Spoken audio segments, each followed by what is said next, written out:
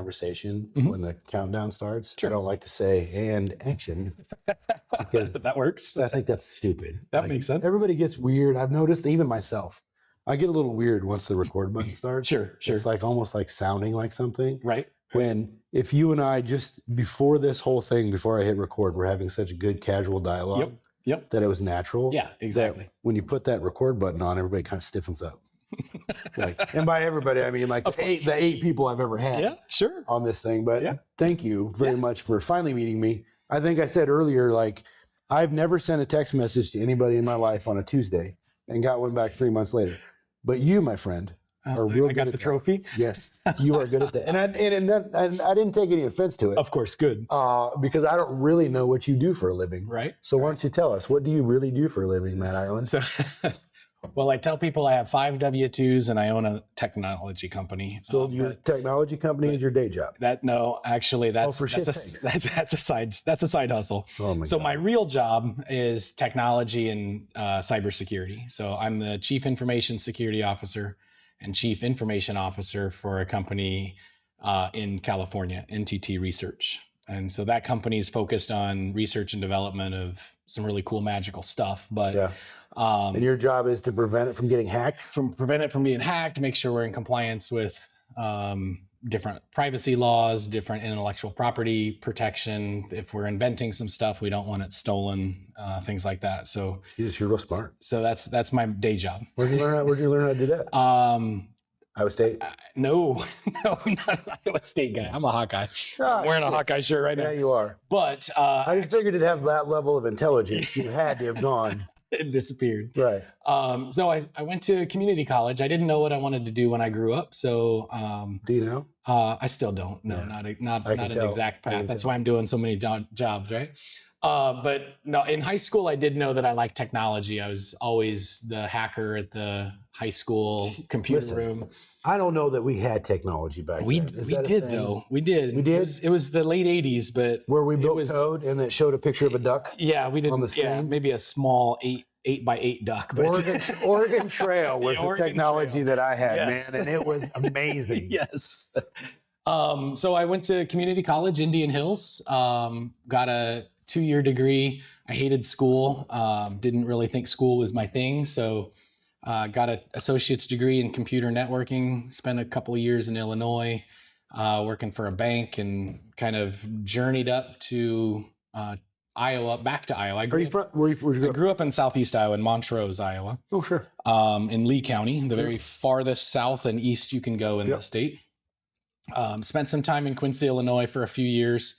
And then in 2001, I was looking for a job because the company I was working for was going out of business. Stretched kind of a wide net from like Omaha, Kansas City, Minneapolis, maybe not quite Chicago, but Peoria, that kind of net.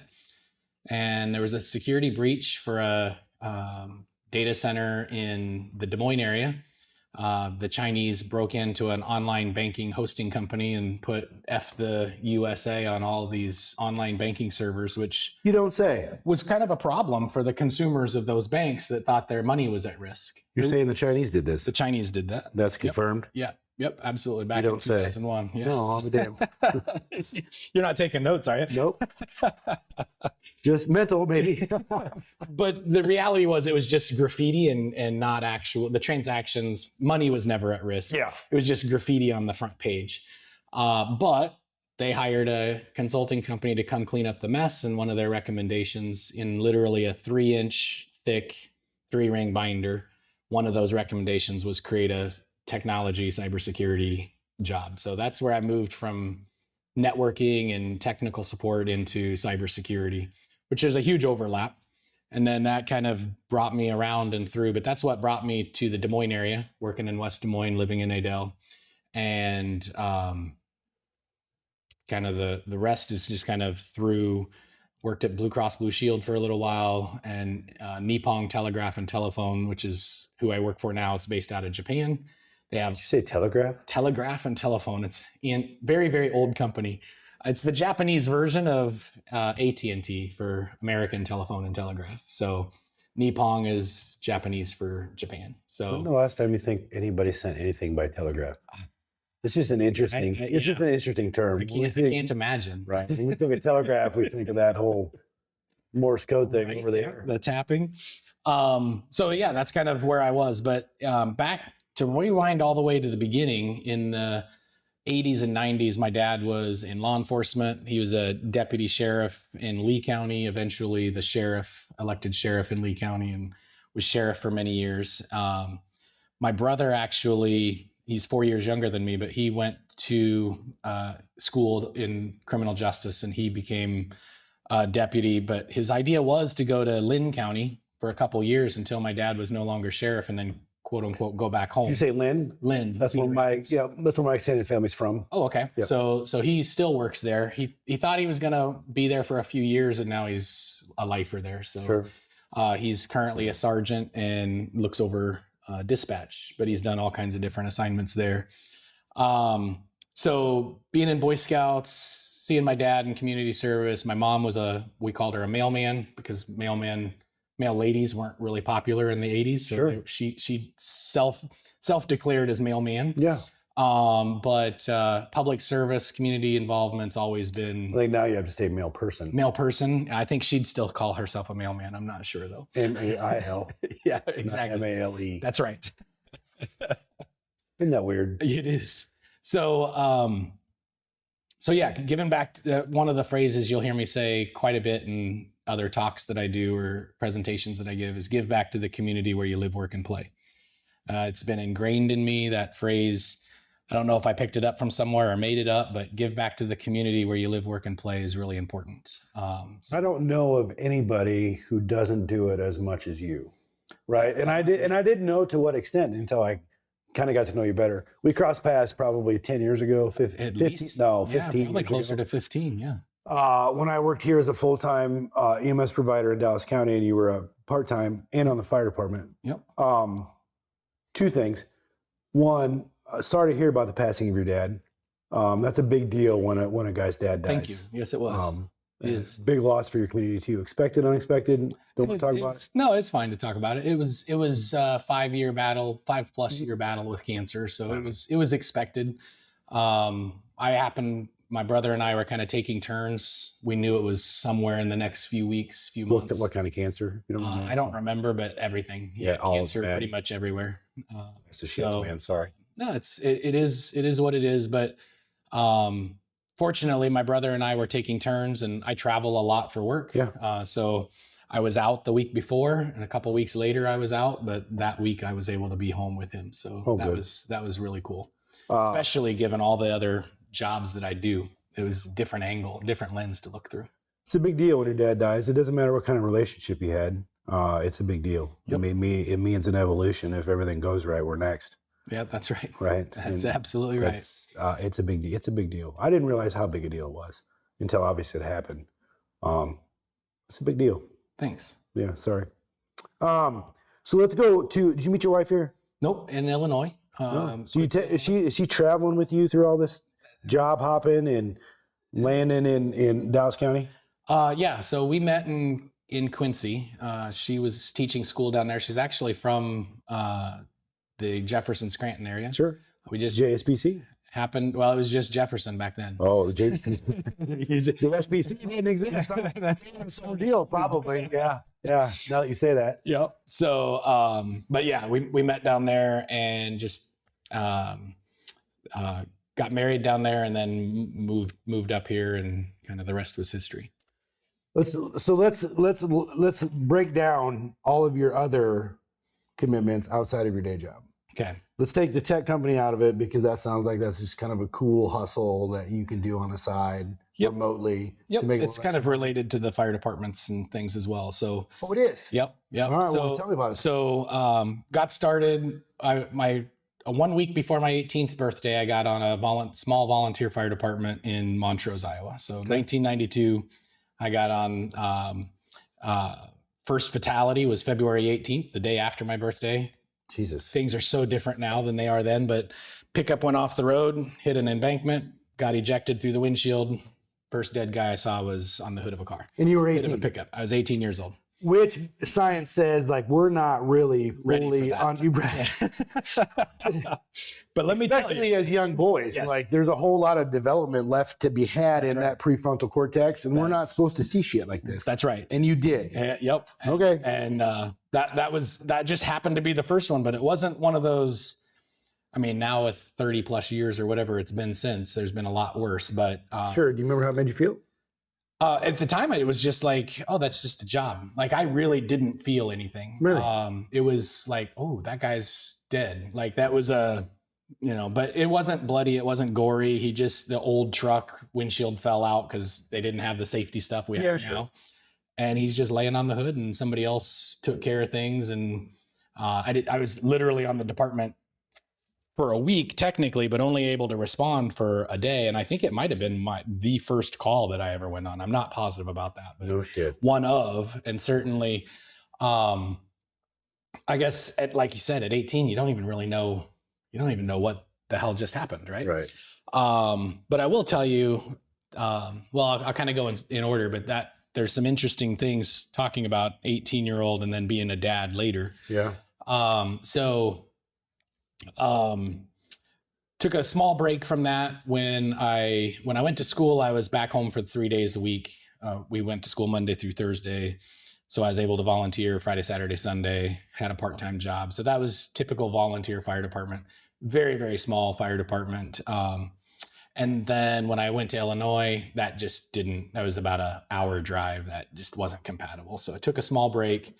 And then when I moved up here, which was July or August of 2001, right before September 11th.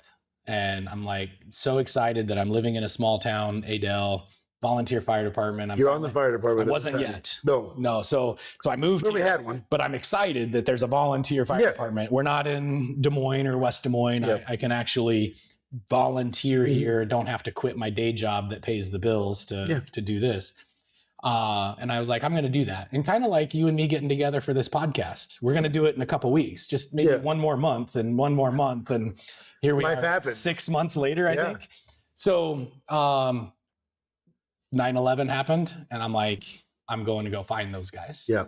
Happened to be a call. I saw the fire trucks go by, waited for them to go the other direction, said, you guys don't know me, but I want to be on the department here. Sure.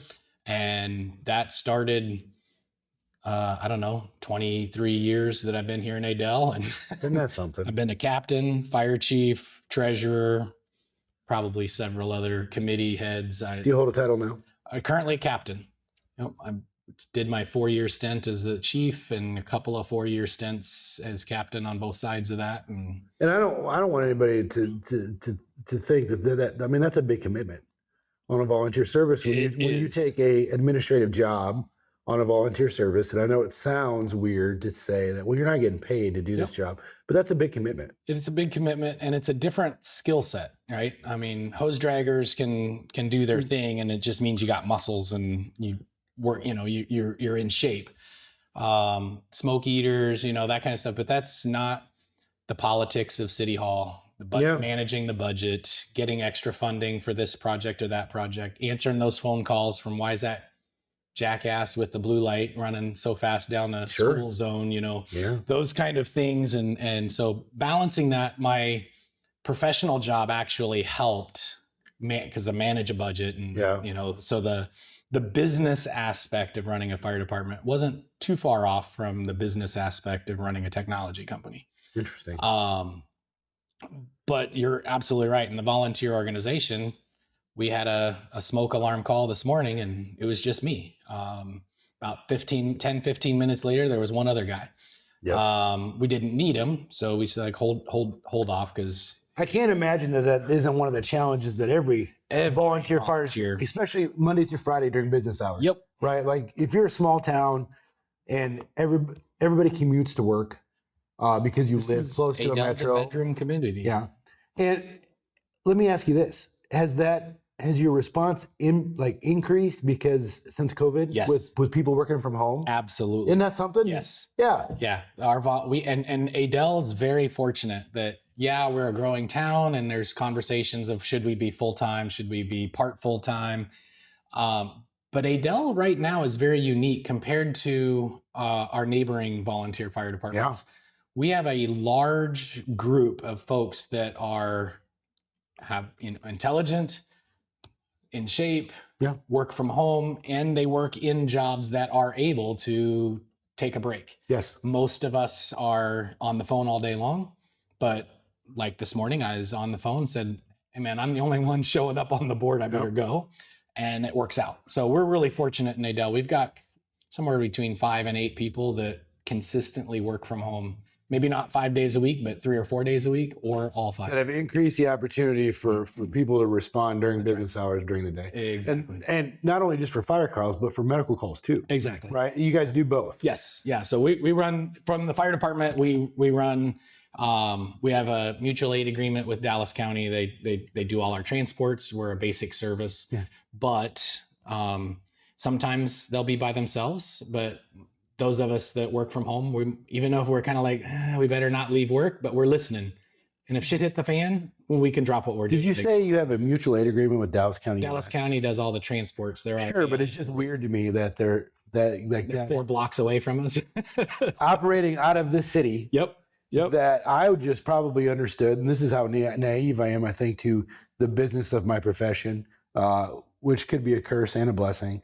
I would never even have thought you needed a mutual aid agreement to respond to calls inside the city limits of Adel. I just thought that was because Adel encompassed Dallas County and we were Dallas County EMS, that fell in that boundary for us to have the duty to respond, and that's what we did. Yep.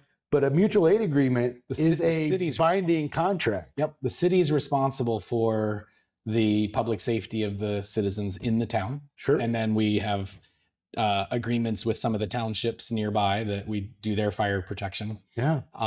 But technically we're on the hook for EMS, and we think of it as outsourced it from an ALS perspective, and it's cost effective, right? I mean, it doesn't make sense for especially Adel. Now you get out farther away from Dallas County EMS, that might be a conversation to have. You still got a better quality, but I know you remember, and I remember when Joaquin was volunteering. Yeah. And we were a mutual response. So mutual page Dual response. response. Thank you for the technical jargon. So every time Joaquin got tripped, we got tripped as well, in the event that they didn't have anybody to show up. That's right. And anybody that's around here has been around here for a long time, or even not even a long time, probably couldn't even imagine the city of Joaquin being a volunteer EMS service. That's right. With 500 calls a year. Yep. Maybe. Yep. Ish. Yep. Now. Yeah. We're at 750, 800 calls so far this year, I think. Look at their expansion with their full time and their and their quarters and their stations and their trucks and their whatever. Yeah. And then Adel also expanded with population. Like when I was running ambulance calls here, the neighborhood I even live in might have been a newer neighborhood, a brand new neighborhood, right? Because there was some distance between the old Casey's, the old H&R Block building, and Adel Estates, which is the neighborhood just south of me, where all the split level homes are. Yep. They were the shit. That was the premium. That was the neighborhood back in the day. And in between Highway 6 or Green Street and those split level homes, there was nothing. Nothing. Yep. And twice a year a combine or a tractor would pull through, a combine or a planter, but and so the point of this is the amount of growth in our city alone would warrant some sort of increase in growth in fire and EMS. Right. Has it? Are we doing different things now? We're definitely doing things differently. COVID has helped, right? Because we have people that work from home that didn't before. So our response is generally great. We do have simul paging for a structure fire from either Redfield or Dallas Center, depending on where it's at, Monday through Friday, daytime stuff. But rarely do we use that. We usually cancel them, or maybe they'll get on scene and help us out. But so technology's also helped. We use a product called I Am Responding that gives us intelligence of who's coming to the station. Oh, nice. It used to be back when we started, I started before there was 911 service back in the early 90s. So we would go and used to be. What's up, Joel? It used to be you'd show up at the fire station and see who's coming, or maybe you could stick your ear outside and hear Joe's truck coming down the road, right? Yeah, and if you were late, you just missed the truck, and maybe probably drove up on your own. Yeah. You watched the truck leave, or right? followed them to the scene. Exactly. Now we've got this technology from I Am Responding that when we get the page, we have an app on our phone. We push a button that says, "Hey, we're on our way to the fire station." And you can even, everybody else that's part of the fire department can see a little icon on the map of where I'm at. So I'm coming from the grocery store. I'm coming from home. Crazy. Yeah. So we can look at the thing and say, well, you know what? We got a short engine right now. But if we wait about 4 blocks away is 2 other guys, we're going to just sit on the apron, let those 2 extra guys. Now we got a full engine. Compared to before, it's like, well, we're going to run with a short engine and 2 guys less than 3 blocks behind us chasing the fire truck. So the technology helps quite a bit too. Are we ready for a full-time chief or a full-time, part-time department? I struggle with that. It's like we're right on that edge, maybe getting close, but not quite there yet. But what I do see, you talked about Waukee.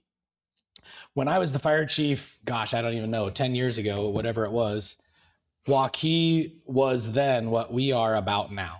And Redfield, which is the next town west of us, was then what we were before that. So I've kind of watched this evolution. Western expansion. And it goes from like the very basic, like call volume or technology, budget, equipment. We gave our jaws a long time ago. We got new Jaws of Life. Yeah. We gave them to Redfield for $1, I think, or something like that. But that was a big deal for them. They had manual hydraulic pump extrication tools, and now we gave them gas-powered extrication tools.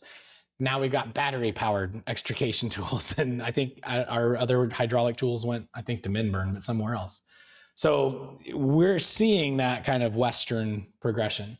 Will Adel be across the street from Waukee someday, like West Des Moines and Urbandale? Probably. Yeah. I don't think it's this year. It's probably not next year, but it's creeping along right away. Yeah. You, on top of doing the volunteer fire thing, when I remember you were a paid part-time on the EMS roster. Yep. Still do that. You still do that. Yep. So you're taking a shift. How long? We're supposed to do 12 to 24 hours per month, and I usually do about 12 or 24 hours per month. And you used to be able to, and you probably still can. You show up, do a night shift, I assume, because you got a day job. Yep. Hang out at the station for 3, 4, 5 hours, and then go home, go to bed. Yeah, so that's gone. That's left. So what we do now is, when we did that back then, you drop down to like $250 an hour from 10 p.m. to 6 a.m. Yeah, right. It's terrible. But now that with enough people out of town and things going on, that just you're at the station the whole time. So for me, it's great because I have an office job, so I'll work what I call a backwards 24. Because I'm not a morning person, so I'll go in at 6 p.m. and work that half plus the next morning, sleep in a little bit in the morning, depending on how busy things are. And then off we go. So my 24-hour shift typically will be consistent, like 1 24-hour backward shift. So you're still spending the night at the station? Still spending the night at the station. Once a month? Yeah. Man, I'm glad the on-call thing got... Yeah, as a full-timer, you probably sat on the apron sometimes waiting for us to come from home. Yeah, but I mean, nobody, that was just the way it was. Like, we never had a problem with it. It was never an issue. That was just the way you did it. Of course. Like, if I was waiting for you to show up from home, it's because I was stuffing up that night. Right. I worked the first one. So the chances of it happening back then were slim to none. Otherwise, you were just sleeping, right? Yeah. Or, we always did that stuff where I'd meet you there or something like that. So how long have you been on the roster on the EMS? 2002. So 22 years. Long damn time. All right. Now let's go to public safety job number 3. So when I just finished the fire chief position, Chad Leonard was the sheriff and was starting a new reserve program. He had three crews of reserve recruits, and the first one was a success. So he was doing the second one, and he said I should do it. And I was like, I'm not busy doing the fire chief thing anymore. I might as well throw one more thing on the plate.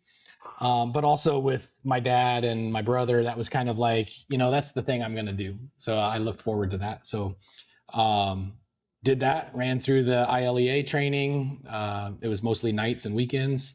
I don't remember how long it took, maybe 9. As a reserve, are you riding with somebody or riding by yourself? Used to, but now I'm pretty much by myself. Once in a while, we'll throw 2 reserves, but I do about 1 to 2 8 to 10 hour shifts with the sheriff's office, and I'll typically be by myself in a car.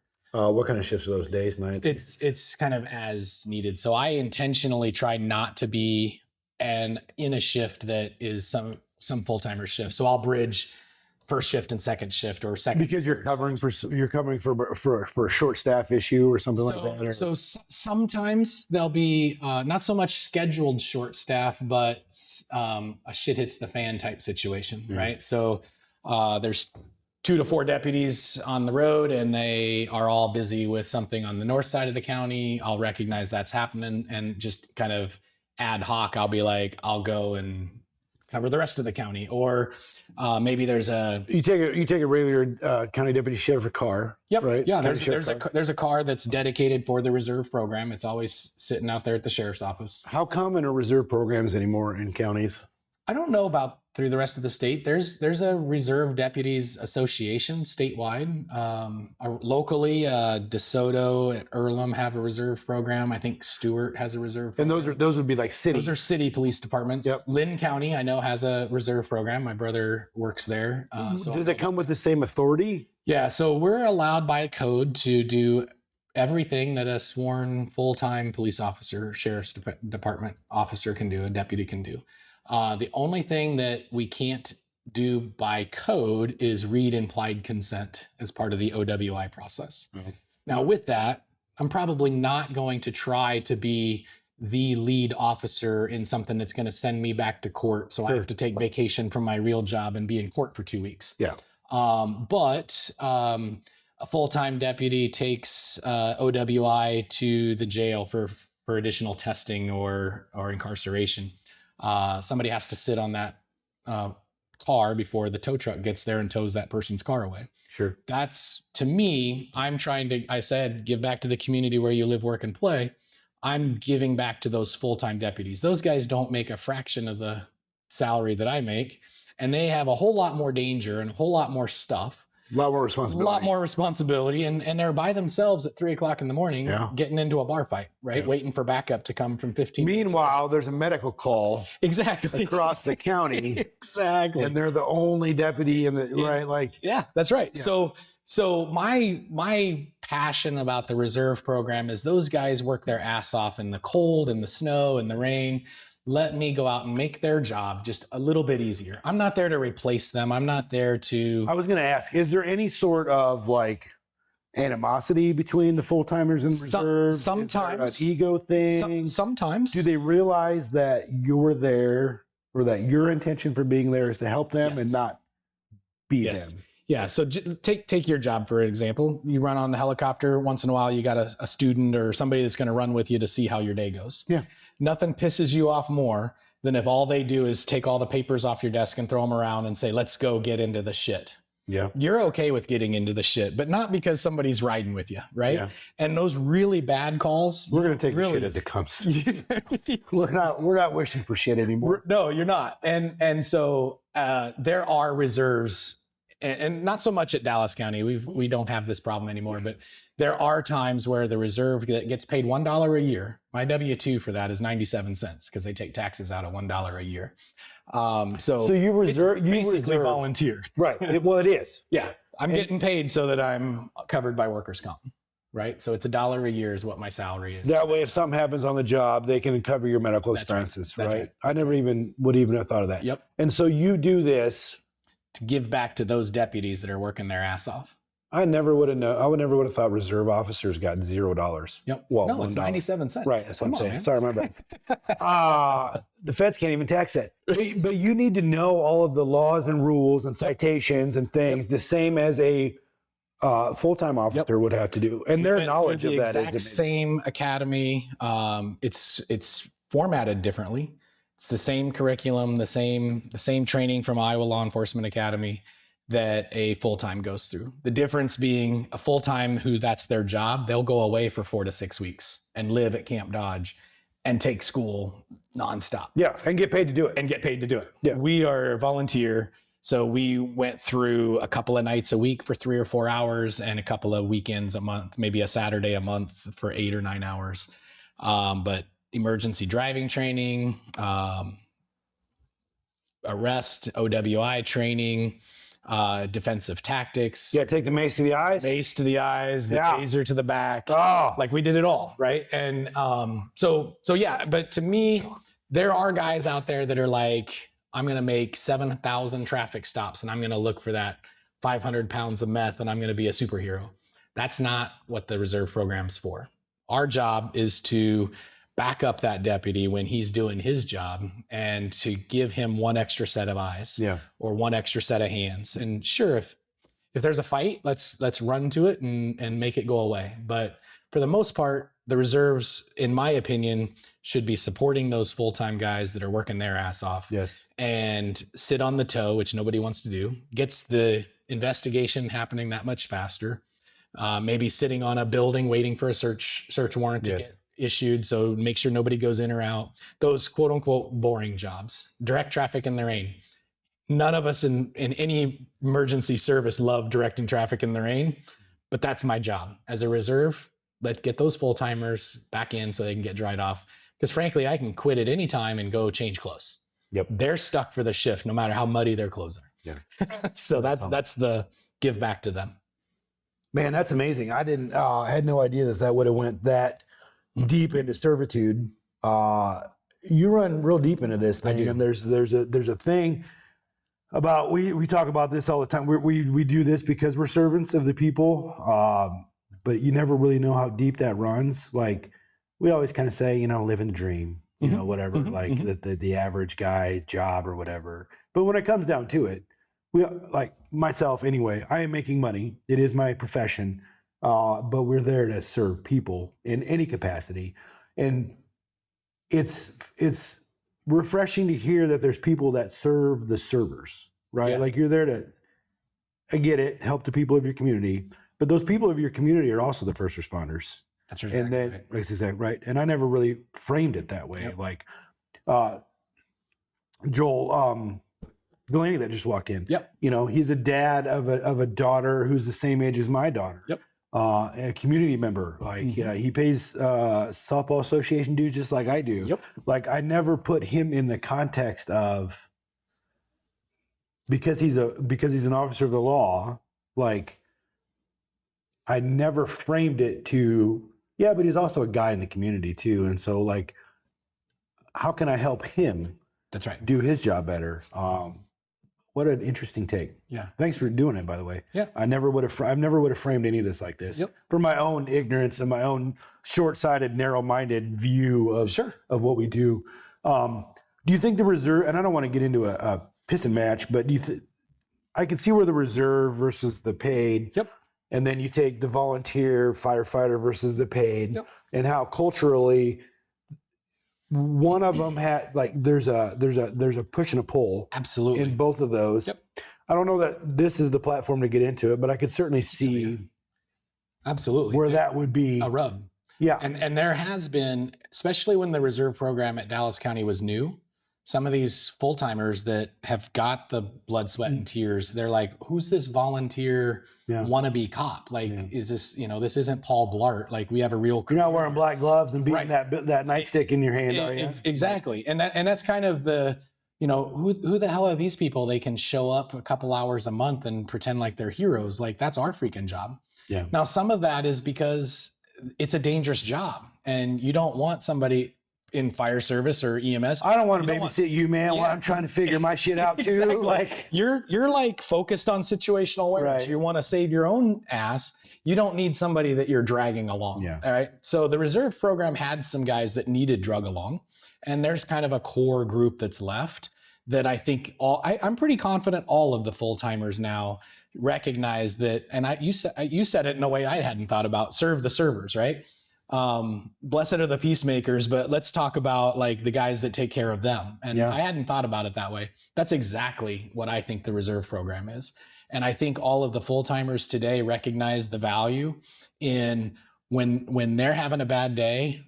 Usually one of the reserves is, if they're aware of it being a bad day, will step in and do that shit work so they can go change their clothes, wipe the blood off their, arms, whatever the problem is. Just give me a minute. Exactly. And so if the reserve program in any agency, whether it's fire, EMS, law enforcement, the reserve program should be taking care of those people, not trying to be a hero. We've seen it in all the other badges too, right? Everybody thinks they're a part-time hero. Yeah, sure. And we got to get rid of that mentality. We do, because we're all working, I think, for the same goal, at least.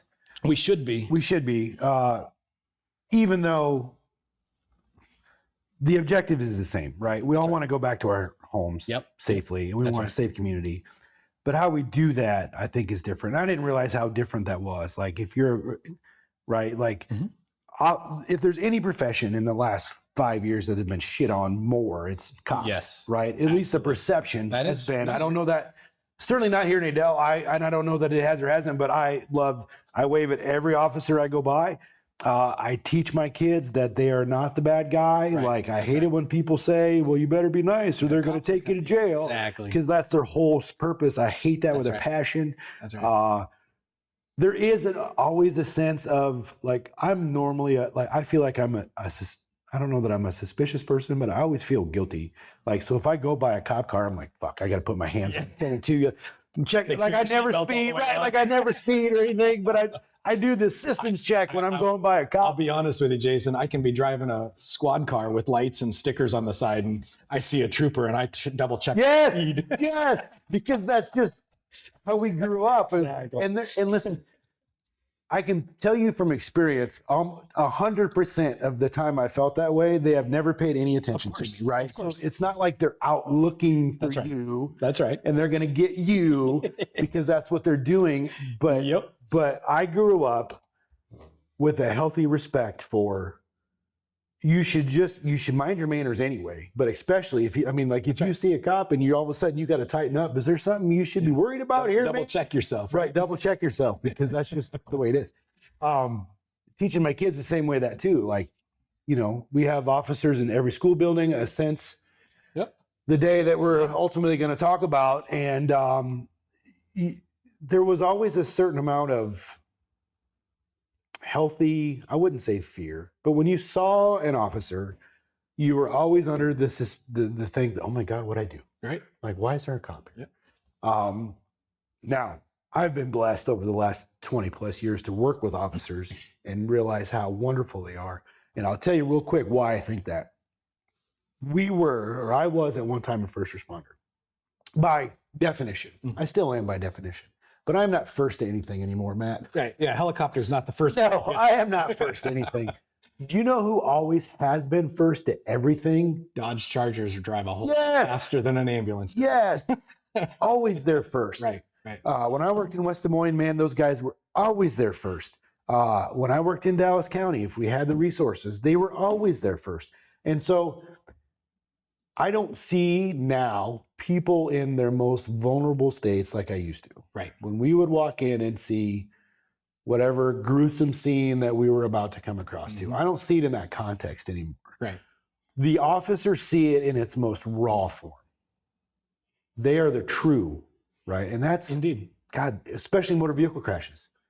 Like, by the time I get there now, you guys have done a wonderful job of removing me from having to see any of that. Your job's to go to the back of the ambulance 90% of the time. Where time. they're already nice and packaged and all my shit's done for me, and I can high five you and say, hey, I can hand you a survey with a barcode on it and tell me how I did, when all I did was just show up and get a report from Matt Ireland and then take him, right? And then what do they see on the news? Goddamn helicopter, right? Like, right? But I didn't do anything. Of course.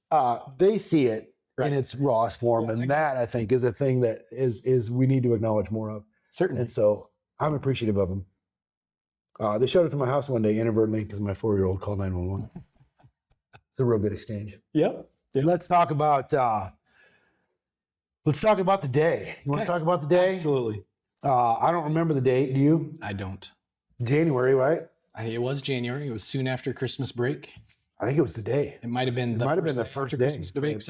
It was close for sure. I don't know for sure. And what we're alluding to, obviously, is the Perry School shooting, which is Perry High School in our county that we live in. I have ran ambulance calls out of the station in Perry. You have too. Mm-hmm. We've responded to the community of Perry in ambulances. Even though it's 20 miles, maybe 20 miles from where we live. Probably pretty close to 20 miles. Real close to our, like just in our community. And it was a big deal. Mm-hmm. Which by now everybody's heard of. And so we're not trying to hide anything, but to have that experience in our community was, I don't even know what the word to use was just, it was weird. It was weird. Tell me about that day. Tell me how your day that day started. So I actually was in the shower when that whole thing started, and you can probably leave out some of those details. Well, I'll leave out all the details, but I was in the shower, which is one of the very rare times that I don't have a radio right next to me. Sure. Because of all the different hats we've talked about, I'm pretty much got a radio. My wife loves to call it the noisemaker. With me. Your wife is. I'm going to stop you right there real quick, and I know we want to get into it, but your wife, we haven't touched on that at all. In over 25 plus years of public safety with a radio in the house, she has got to be a saint. She is definitely a saint. How many times you've ran out of your house in the middle of the worst time to go help somebody else? Yep. How long have you been married? 25 plus years. I don't know exactly. We talked about this earlier. Some of the people we know have had 3 marriages in that time. Right. So that she must handle it well. She's a saint. We've called her actually a saint. But she's sometimes gets frustrated.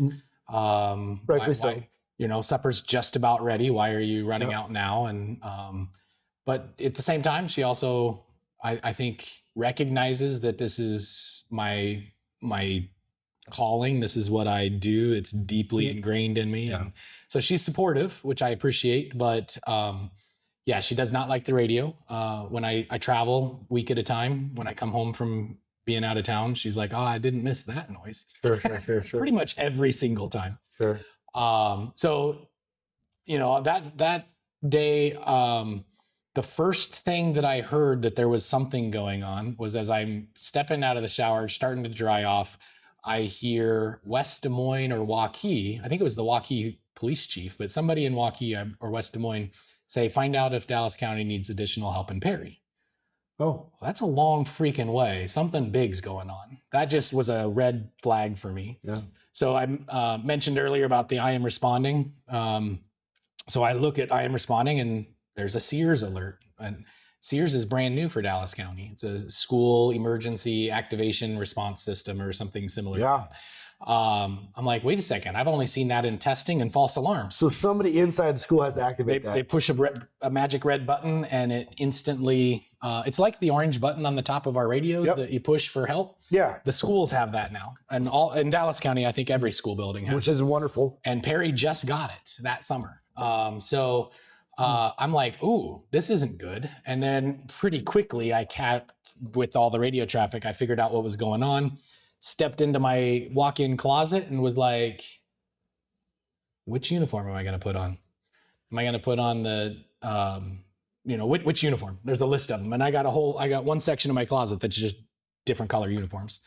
And I decided to put on the Dallas County EMS uniform and went out to my truck and called the boss, because we're not supposed to self-dispatch, but this was a unique situation. Sure. Called the director of Dallas County EMS and said, hey, I am going to stop and get the extra ambulance in Adel. And she's like, somebody's already got it, but go up there and help. You're going in your private car. And so I go in my private car because all the emergency vehicles that I could get to quickly were gone. Was our fire department on the way? Adel Fire Department. Or did they stay back? They did go eventually. Yeah. They were asked for some assistance, but not that this initial. Okay. This is just unfolding. Yep. And so made that phone call within a couple of blocks. Got the green light to go help.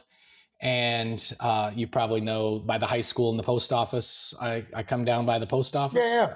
I stop at the stop sign because I'm yielding to a parade of highway patrol officers that are going down the hill up north. They're coming right through town.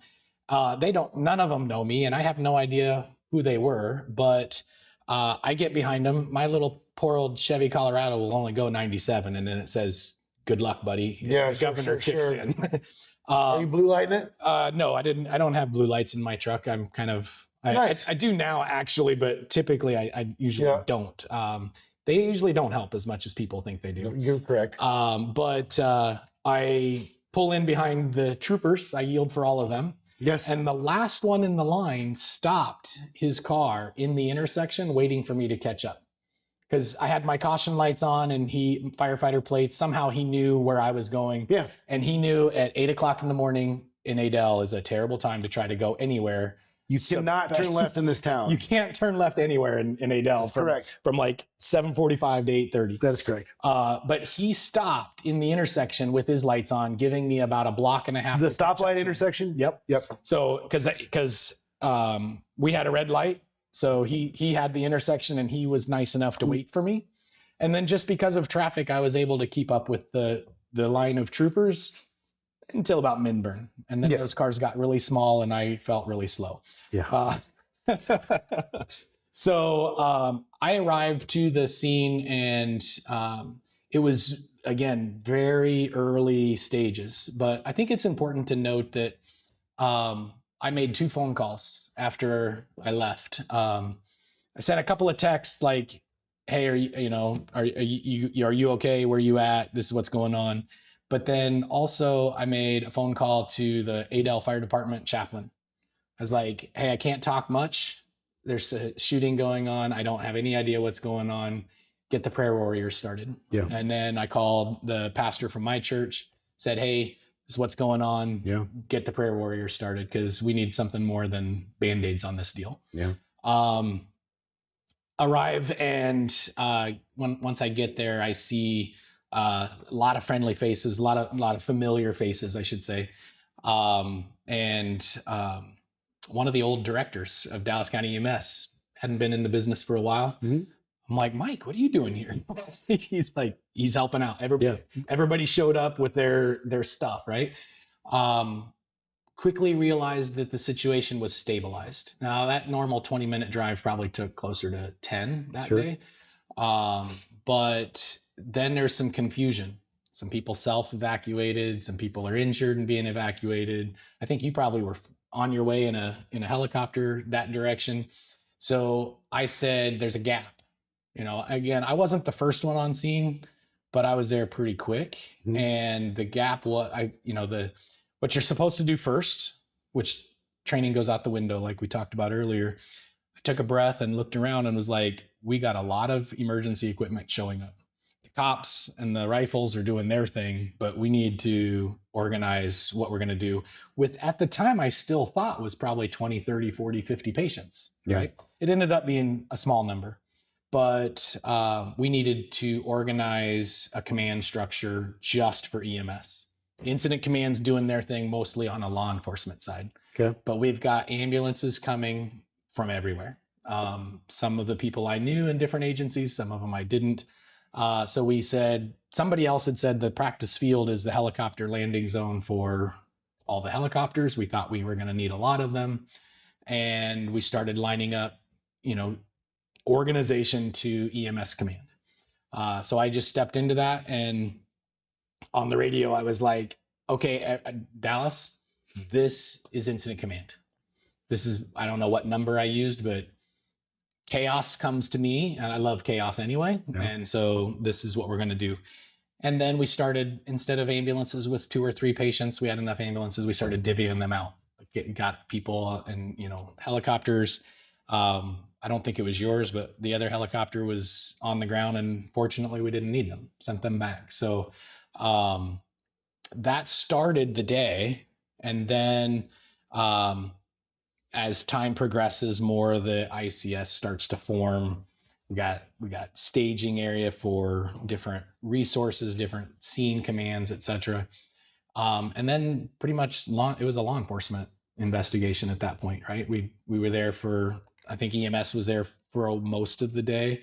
We talked about reserves. I was not part of this, but the Dallas County Reserve deputies helped with perimeter control, helped with food organization, things like that. And then with my medical examiner, investigator hat, we didn't talk about earlier, but I came back way late in the evening. I don't know what time, but the DCI did their thing. And then we came in and did the medical examiner investigation part. Tell me the difference. There's a lot to unpack here. Tell me the difference between a medical examiner and a death investigator. Same Is there same thing? Medical examiner is a physician.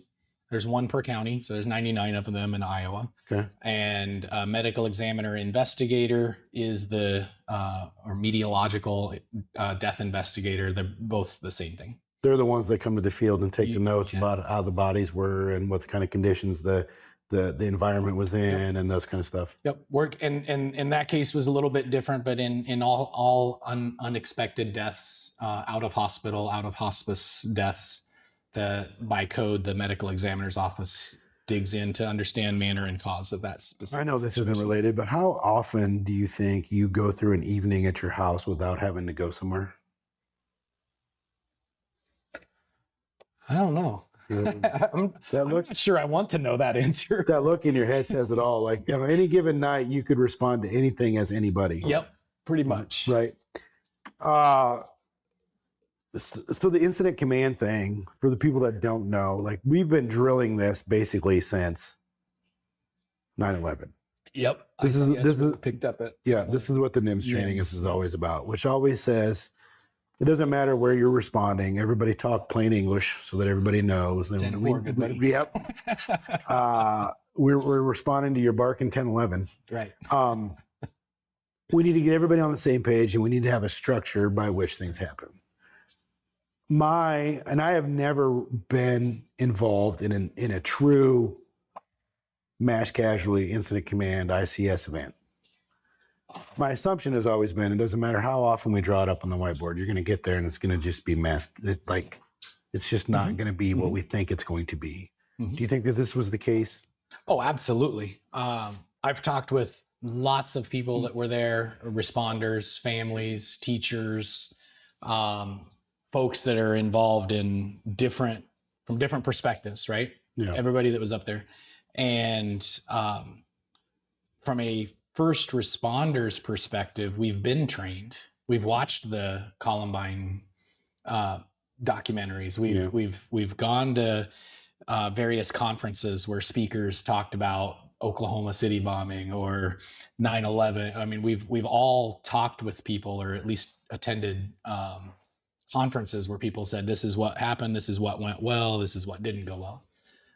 But you also balance that with what happens with, we are trained every day, every call to show up and figure it out. Yeah. Right. So the first responders, like you mentioned earlier, like the first responders, I think in that case, it was a Perry PD police officer.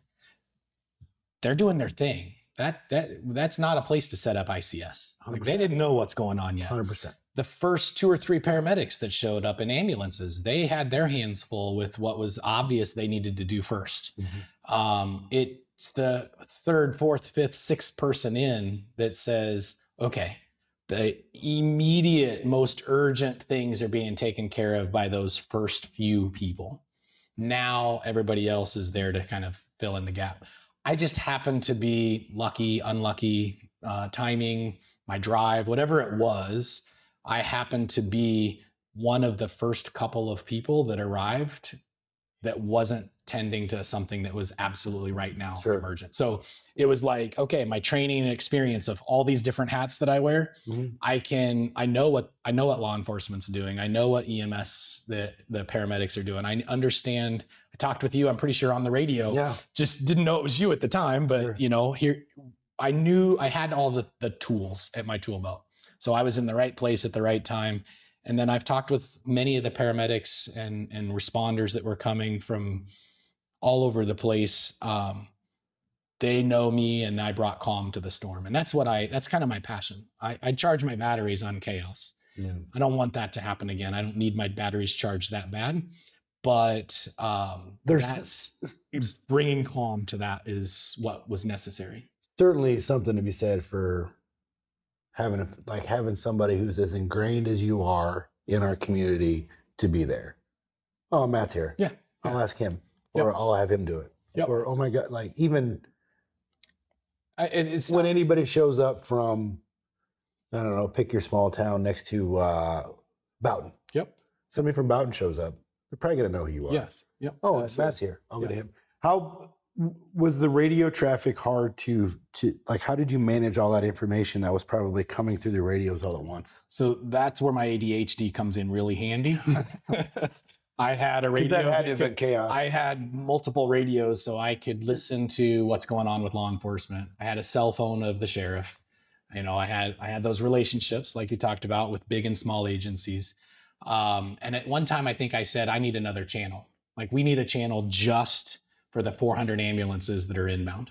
Okay. Because we can't be talking at the same time they're clearing room by room. Like we got to get some, and we do the same thing with fire, like water supply on one channel. Do you guys use TAC channels here in Dallas County? Yep.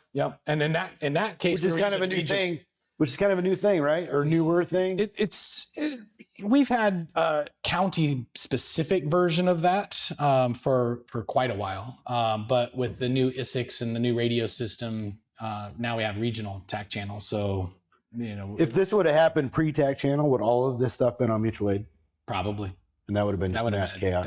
Yeah, that would have been just as reliable as mutual aid is. Like I can always get somebody on mutual aid. Yeah. I can't always get somebody on a TAC channel. Right. But I couldn't imagine all of that traffic trying to come through. How much information would have been lost just by the inability to get through? Right. Absolutely. And that still happened, right? Like there was some confusion with the helicopter. I don't know if it was yours or who it was, but are we supposed to go to the hospital? Are we supposed to go to the scene? What are we supposed to do? And you're flying at how fast? 70, 80 miles an hour? And like, did you say 70 or 80 miles an hour? How fast are you flying? About 160. 160 miles an hour? Holy cow. Depending on the wind. Of course, which way you're going. So at 160 miles an hour, like when you're over Waukee, you need to know where you're supposed to go, like before you get there. And we couldn't get communication. We couldn't get a word in edgewise because there was so much going on. Sure. Which is why I was like, okay. And I remember it being, we were sent to Dallas County Hospital. Okay. And that's where we were going to go. Mm-hmm. But then you heard of another helicopter landing closer to the scene, knowing that one person is in charge of this mess. Just want to let somebody know, like, this is like, did you forget we were over here? Right. And I remember telling you, no, there's an ambulance coming to you. Just yes, correct. And there was a lot of confusion too, and rightfully so. Like, I think if this were, God forbid, a bridge collapse, or a multi-vehicle collision on the interstate, or a pick your other MCI. Tornado. We went to Tornado, great example. Tragic. Yep. But the context of it being a school shooting. That's right. Right. The emotions, clearly leveled this thing up. That's right. In everybody's heads. Because it involved kids, presumably dead. Lots of them. Yep. Nothing that we experienced firsthand ourselves. I don't know if there was anybody in the response team that had ever been. When we got the call, not to digress, but when we got the call, so we'll talk about landing and stuff like that. When we got the call, I was working that day. We got the call, scene flight, Airman 1, it's the scene flight, rendezvous, Dallas County Hospital. Okay. Well, I still have contacts in the business. And so hey, what are we going? I sent a text. What are we going to Dallas? You don't go into airplane mode when you take off? Yeah, this is before takeoff. I'm just kidding. Thank you for holding me accountable. I sent a text while I'm walking up the stairs to get my helmet. Hey, what are we coming to Dallas County for? Just curious, like. Oh, because you just thought it was a routine scene flight. Because they don't, by rights, they're not supposed to tell us what we're going for. Oh. Because they don't want us to make bad decisions. Sure. In shitty weather. Yep, that makes sense. So we don't know anything until we get in the air. Okay. So for whatever reason, me being me, I was like, hey, what are we coming to Dallas County for? Just curious. Doesn't matter. Like we accepted the flight. Yeah. You're going. The weather was fine. We were coming. Yeah. And so I text the contact, and after I sent it, immediately my phone rings, and I was like, "Can you just text me back?" So I answered the phone. I say, "Hey, what's up?" The voice on the other end goes, "It's a school shooting, Perry." And I said, "It's not a drill." She was, "Not a drill." I said, I'll see you soon. I hung up. Right. Yep. I got numb. Yep. And you've been doing this for how long? Long time. Yeah, exactly. I think everybody was that way. I got numb. Yep. Like it was a feeling I've never felt. And so instantly my brain goes, we're going to be, hey, telling my partner, this is what it is. We could be shuttling injured children back and forth to Des Moines for most of the day. Right. So fuel up, grab your saddle up. bar, let's do this. Like this is a big deal. And so we're on our way. Here we come. I see it from the sky, man. It looks like a 4th of July parade of public safety vehicles from every direction. For miles. Yes. Which is great to see. Of course. Right. And then we get closer to the school. We go to the Dallas County Hospital and we sit. And so I'm wondering at the whole time, do people know we're here? So I called Dallas County just like I did when I was in an ambulance. Dallas County, if you remember one, go ahead, everyone. Down at DCH. So I said, okay, thanks. You know I'm here. 2, does the hospital know why we're here? And so I called our dispatch center and I said, hey, just let the hospital know we're outside. I don't want them to think it's because they have somebody inside, because the ambulance, EMS says we've got somebody we're bringing to you. Mm-hmm. So we're spoken for essentially. Mm-hmm. Or I didn't want anybody to think that, well, why are they sitting outside? Why aren't they coming in here? They're dipsticks. Like, yep. Miscommunication 101. Maybe your ambulance beat us there. Right. And then, so now they're in the hospital. We just need to make, so this is all things that are reasonable logistics things that are very fair to figure out. And then your ambulance shows up, knocked it out of the park, did a great job. Saw familiar faces. And then took off. It was the last time we were there. We didn't have to make a return trip. Yep. We do, which is the best case scenario. Absolutely. But at the same time, man, like it was, my kids are in Adele, your kids are in school in Adele. Like, how are they processing this? We still have to go. This was early in our day. Yeah. Man. Yeah. And so, after the dust settled and after people were transported and after the threat was neutralized and after this was over, how did the rest of your day unfold? Sure. So that initial, like you said, everything's kind of stabilized as it's going to be for the day. And there's, I think there was one other ambulance trip for a responder. One of the people responding had anxiety or some sort of an issue. You know, things that happen when you get that many people in one spot at the same time. Rightfully so. But things kind of settled down, and at one point, then this impacted every first responder differently. Right? Yeah. Some are not in the business anymore because of this. Sure. Some we're like, I'm going back to work, like business as usual, and everything in the middle. And so there was typically a CISD in, the next day or 2 days after an MCI or a tragic situation. That's what it is. But in this case, administration was on top of it, did an amazing job, and said, y'all need to come to this place at this time. A couple of hours afterwards. Mm-hmm. Go grab some food and we're just gonna sit and decompress. This scene was so big, right? It's not like a car accident where maybe you're only involved with one car, but you can see all 12 of them, right? Yep. This was on both sides of the building, in the building, out of the building, at the hospital. Like it's different. So it was a good opportunity for everybody to kind of walk through, well, this is what I was at the gym and I was on the treadmill and I see all these kids coming in. So I grabbed my kit and went to the scene.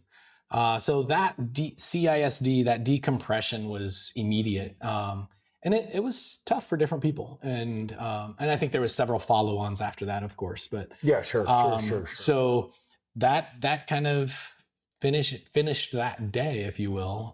But I was obviously on the clock once I started, but it wasn't my shift day. And so some of those folks had to finish their shift. A couple of them didn't want to, which is perfectly respectable. And so other folks were, like, hey, I will come and finish your shift. So it was other communities, I assume, where we're gonna cover calls a little bit if they had to. Exactly right. We had Dallas County is really cool. We've got something called the Dallas County First Responder Affiliation. Oh, So all of the first responder organizations from all the small towns, also Dallas County EMS. We do training together. We do monthly potluck together, and oh, nice. It's really a cool organization. Gives all of our protocols, and Dr. Ash is responsible for all of those protocols, so it's really easy for him to be the medical director for everything. It's a really good deal. But in this situation, 2 folks from Dexter drove all the way up for nothing more than to say, "Can I do anything for you?" Yeah. Well, I needed gas before I left Adel. And I don't know if you know much about cars, but you use a lot of gas when you go that fast. Yeah. I was really not sure if I was going to make it to Perry. This lady comes up to me and she's like, "Is there anything I can like?" And I'm like, "You really mean anything? Here's my keys. Here's my credit card. Yeah. Go get me some gas." Please put Like, gas in my as car. simple as that sounds, that was a big deal. Serving the servers. Serving the servers. But I'm always the one that serves the servers. Yeah. I felt weird saying, I know her very well. She's a great friend, but it's like, "Yeah, go get me some gas. Here's my credit card." But that was, I literally wasn't sure. And she was like, "Dude, did you know how low you were?" I was like, "Yeah, I did. Thanks." Probably as low as my wife gets when she's on her way back. Oh, my wife never gets that low on gas, Oh, but it was dangerous. But my point is, from Dexter to Perry is, I don't know, probably 40 miles. Yeah. But they were there just to help out as part of the affiliation. Adele was there. God, I couldn't even start to count everybody that was there, but everybody was there for the needs of the community, and then instantly for the needs of the first responders and the second and the third. So that affiliation worked out great. Just the brotherhood, I know if I walk in the halls of your hospital and see you, we're gonna grab a peanut butter jelly sandwich or a glass of soda or something, right? Yeah. If nothing else, like fist bump is we're both going 2 different directions. I hope you make the cut. Exactly. But that is so important, and we take it for granted. Yeah. Because you live maybe 5 blocks from my house. Yeah. I might see you once a year hitting the balls with your kids or something. Sure. But it's not the same as shift change. Yeah. Pull it right. I see what you did there. Pull it right back to that. I see what you did there. So, So I think all in all, it was, obviously tragic. First responders thought they were going to another Columbine. Yeah. We didn't know any different. And that's what we're trained to do. If we're prepared for the worst case scenario, we're okay with a little bit less. So that incident. And then we had another incident many years earlier, obviously lots lower scale, but an MCI with probably 30 or 40 patients that mostly it was a chemical scare or something. I don't remember the details, but then just Woodward Academy. Was that the Woodward Academy? It was at the Woodward Academy. There too. Yeah. In a truck or a helicopter. In an ambulance. Probably a truck. Me and Dewey. Yep. In a storm, right? It was just absolutely nasty storm. And I was EMS command at that too. I was directing ambulances to different hospitals. What's interesting about that is I don't know that they ever found didn't find anything. Right, but everybody was pseudo sick apparently. Like, I never gave so much Zofran in my life. Everybody was pseudo sick and symptomatic. Yep. Like, it's amazing how that psychology caught fire.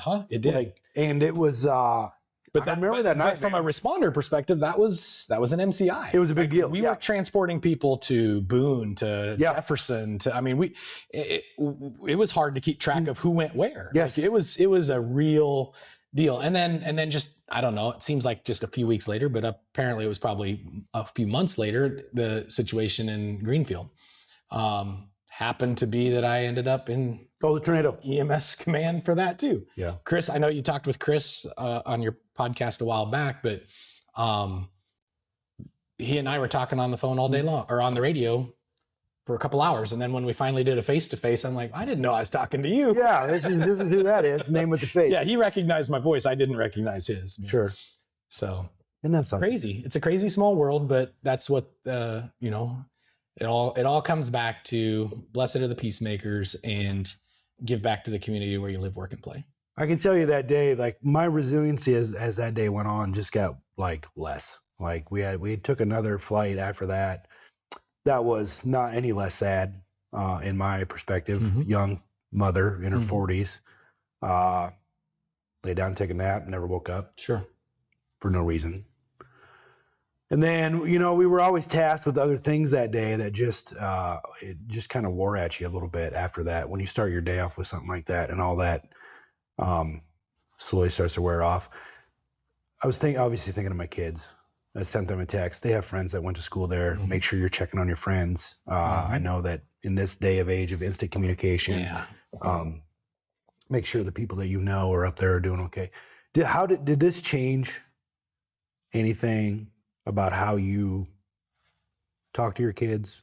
I'm very open with my children. I always have been about the evils in the world and the things that can kill you, right? And I'm not afraid to say, if you do that, you'll probably die. Right. To get them to not do that kind of thing. Right. Did this change anything about how you communicated with them?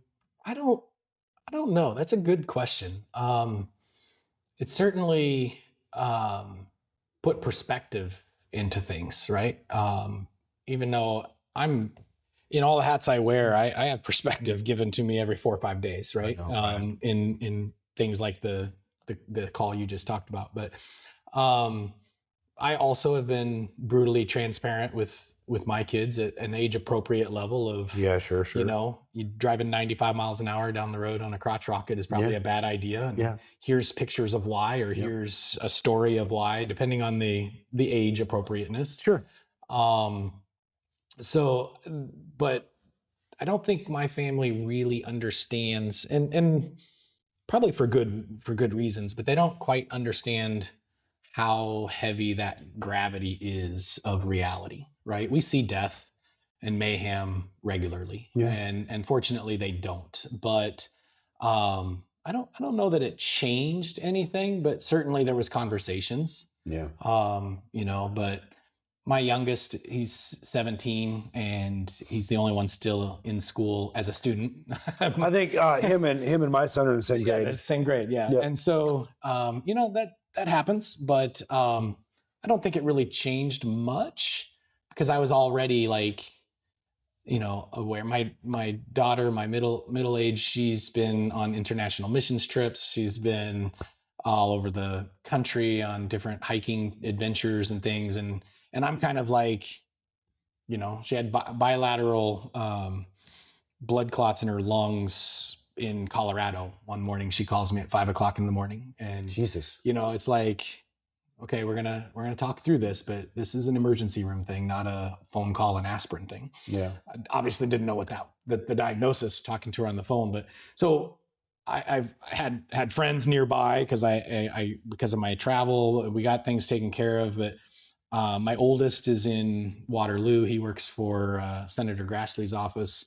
So he used to be on the fire department when he lived in Adel. So he's got a unique perspective. And so I think each kid in their age bracket has different ways of explaining things. But I think a little bit, it bothered me for quite a while, for a little while. And I think they recognized that as the gravity, like, Dad doesn't normally come home like that, you know? So it definitely changes things. In the long term, I hope for good, right? I mean, evil is here, and we're gonna have to face it head on. But there's a bigger picture, and you have to recognize the perfect plan and how it's all working out, even if the day doesn't seem to make sense. Yeah, I think that as unfortunate as it is, I think this is just something that we have to navigate in this world now. Like, it just is what it is. I know that's an unpopular opinion, and I understand that. I don't think that there's any way to prevent it 100%. No, there's no way to. You're not going to stop it, right? Like, you can mitigate it, and I think there's ways to do that, and you can certainly train for it and for when it arrives. But I don't think we can eliminate it. And so, teaching your kids to be fearless in a world of fear, I think is a hard thing to manage. I think that their advantage is that they have over us is we serve a large population of people. So the minor something today might be a major something tomorrow, might be another major incident the next day. But our family doesn't experience that at all. And so they don't know really what's out there. Right. We know, Like I could play catch with my 8-year-old in the front yard and come up with 8 ways for her to die. Like because you've seen all 8 of those and more, right? Which is ridiculous. It's a ridiculous way to think. Yep. But it's what we do. Yep. Because in this big, giant circle of communities that we've responded to in our lives, it's happened. But to them, it's a one-off. Yep. It's going to be there's less than 1% chance that any of that will ever come true. Right. And that's a good way to live. Sure. Probably. I hope. But I hope. Well, ignorance is bliss, man. Like I hope. My goal is all 4 of my children live a very uneventful, absolutely, life without tragedy. That's right. The chances of that happening, I don't think are obviously 0, but that's my hope. But you and I have seen that not happen on any given day. Mm-hmm. And I think that's where we get into trouble as sometimes as responders is we're like, I understand that this happened to somebody somewhere at one point, but it's a one-off thing, but we treat it as, oh my God, don't ever put your feet on the dash again. Right. Or whatever. Yep. Oh, absolutely. Look both ways. Specific, right. You have your foot hanging out the door. We can talk, we can share 100 stories today. Yep. But I think that's how it changed my perspective with my kids was like, listen, evil is going to exist. Yep. You may face evil someday. I don't know how you're going to respond to that evil, and neither do you until evil shows up. But it's out there. Don't waste your time. Go do your thing, but please don't live in fear. Yep. Whether they understand that or not, I don't know. Yeah, I think it just takes time, right? And I'm sure my dad did the same thing for me because he was in law enforcement. He responded to his own sister's fatal car accident. You're shitting me. And so like so I'm sure looking back, like he said something like, why are you being a dumbass? Like, I'm sure he said that to me all the time. Yeah. I say that to my kids all the time, but I think that as you explain that, I think of how many times I think every single person in my family and a whole bunch of my close friends will tease me for sitting with my back to the wall. I mean, just naturally I sat down. I did. My wife and I'm sitting right the other day. Look where I'm sitting. Yes. Now, So for those that don't know, I'm the one looking at 2 doors with my back against the wall. Right. When you and I are together, if you would have sat here, I'd have been perfectly okay with that. Did the same thing at a restaurant the other day with my wife. Yep. She sat down and I was like, listen, I don't want to be that guy, but can we swap? Yeah. As long as you've been married, my wife will just like naturally, even my kids now, they might tease me and try to take that chair, but I tell you what a fun game that I do sometimes with my family. Yeah. You'd be surprised how little, like you just walk in somewhere and she's doesn't think like I do. Yeah. And nor should she. She's a preschool teacher for shit's sakes, right? Like her brother, longtime firefighter for Davenport Fire though. So she's not unfamiliar with public safety and what that leads to. But we do play a fun game in restaurants as a family sometimes. And I did this in Pigeon Forge, Tennessee when we were on vacation. I said, all right, everybody look around. Who's on your team? And they all looked at me like, what's wrong with you, Dad? What do you mean? Yeah. Who's on your team? Yeah. Shit goes down right now, whatever that shit may be. Who we grabbing? Who do we want to help us get through the shit? I like it. And I tell you what, my kid looked around and he goes, listen, man, I don't want to be rude. These guys. Because everybody's wearing flip-flops. How old is he? Oh, he's 16 now. Nice. But sure. Everybody was wearing flip-flops and was like, 80 pounds overweight. Uh-huh. And I was like, yeah, shit, man, we might be that guy over there. That one guy might be able to run as fast as us. That's kind of an interesting thing. And I do that when I'm anywhere. I don't obviously announce that to anybody that I'm doing it in my head, but I will say it with my back and I will look, okay, if shit goes down, and I would want them to say that about me. Yeah. If shit goes down, I'm going to grab this guy. Yeah. I don't know what your background is, but let's figure this out type of thing. But and you also kind of size. I find myself always sizing up every situation. Like, is one of these people in here going to be where shit goes down from? Yeah. Like, and what's the exit strategy for me? What's the exit strategy for my family? What's the aggressive? There's an aggressive go stop the threat strategy, and there's a get the hell out of the way, run, hide, fight type strategy. I size it up as, am I going to have to meet my deductible? Yeah. Like, is this gonna lead to something? Like if I'm watching my kids do something, is it going to lead to something that I can prevent by saying no? Right. Or do I need to let them figure out a lesson or whatever? But it's interesting how we perceive the world now, and how people that aren't in our job perceive the world. Like it's just, I don't want to do it. Right. I don't always want to be that guy that goes, you probably shouldn't do that, man. I'll tell you why. That's going to get stuck somewhere that you don't want somebody getting out of, right? I don't want to be that guy. I want everybody to go through life not thinking of the bad things that can happen. That's but true. I consume a lot of my life, unfortunately, and fortunately, probably, thinking of bad things that could happen. Right. And you can, and I learned the wisdom from my oldest to my youngest and everything in the middle. You kind of, I somewhere, and I don't know where, it wasn't a day, but metamorphosized over time of don't do anything dangerous to do dangerous things safer. Yeah. And nice. fall out of the tree. Yes. As long as it's less than 12 feet. Yeah. Right.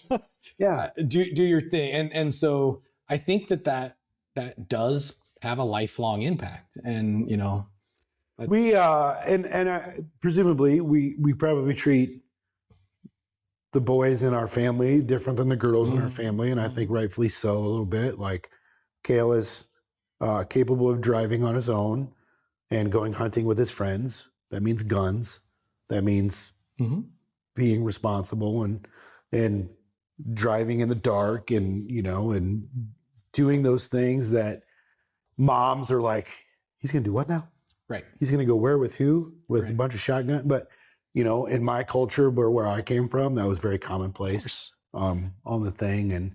And you know, but then I worry about my 18-year-old driving home from work at 9 o'clock. Yes. Right. Like, it's like, I'm not going to go to sleep until I know she's home. Right. I don't want to, the chances slim, so small, but still I know it. Right. And so those things,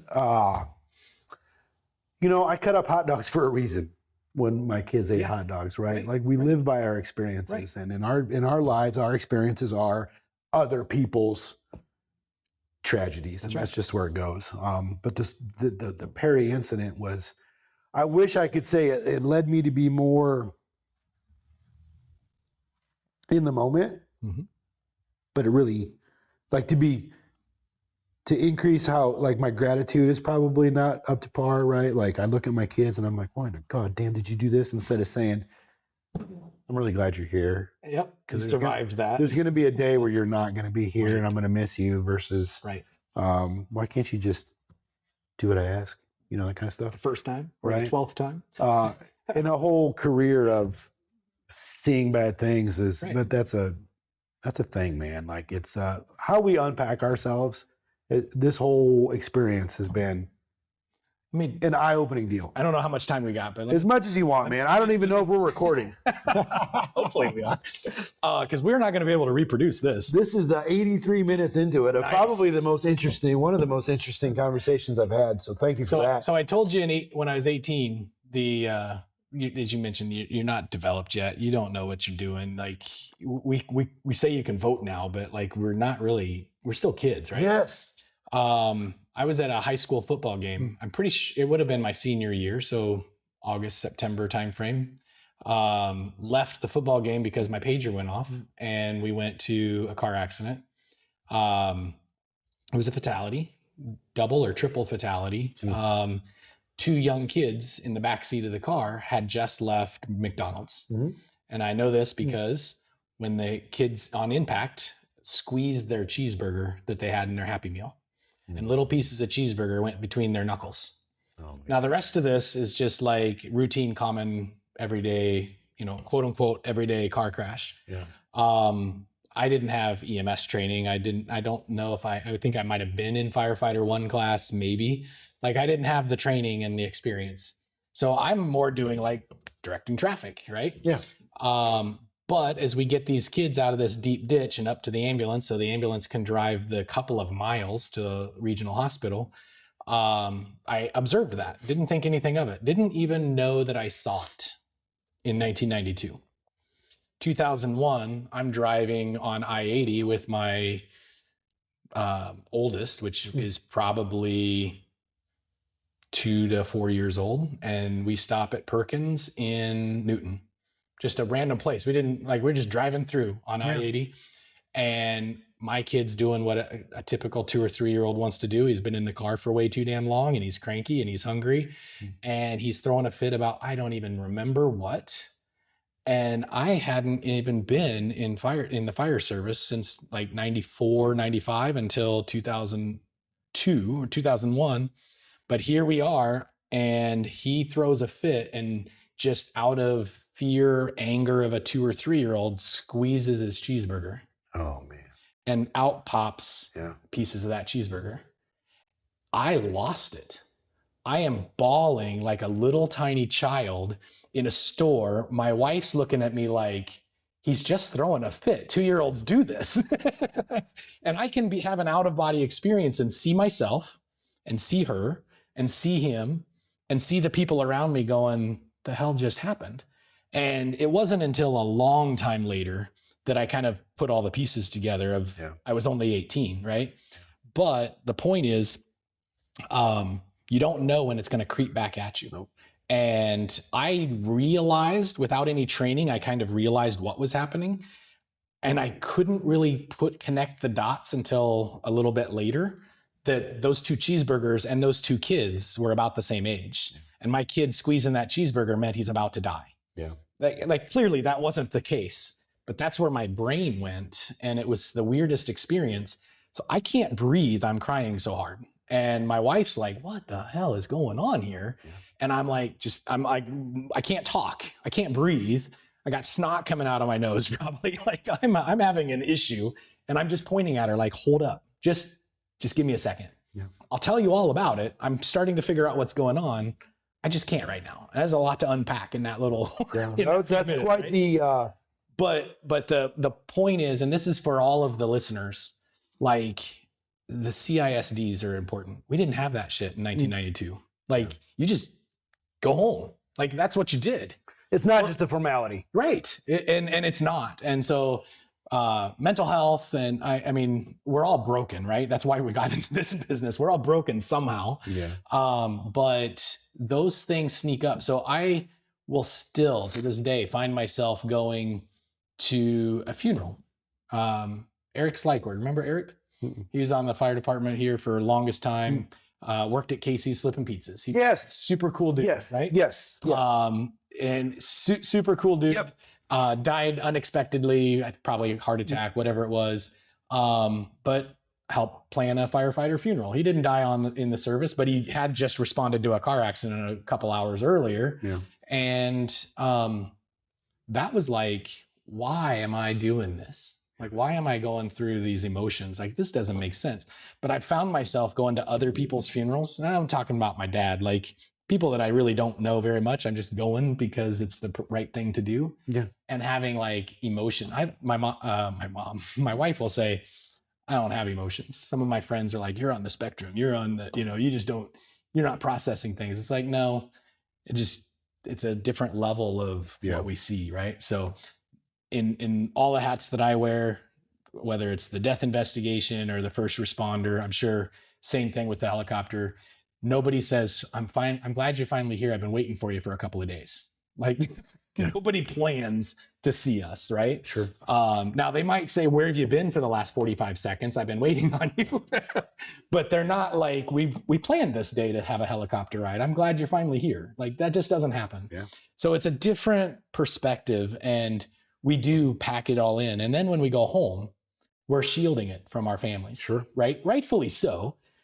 I'll bring it out in pieces. But it really stinks when you're, especially, and I know you don't do service here in the community, and we've talked about kind of why that is, but I'll be like, have a patient in the back of my ambulance. It's a BLS call. I'll be attending, and it's just killing me to say, my son or my daughter knows you. Once in a while, it might be beneficial. I have had one case where it was like, this is going to make or break the situations. Like, Sure. hey, you know that I'm Mackenzie's dad, or, you know, whatever. And once in a while, but there's been a whole bunch where it's like, oh man, I could really make this call go terrible. There's so much advantage.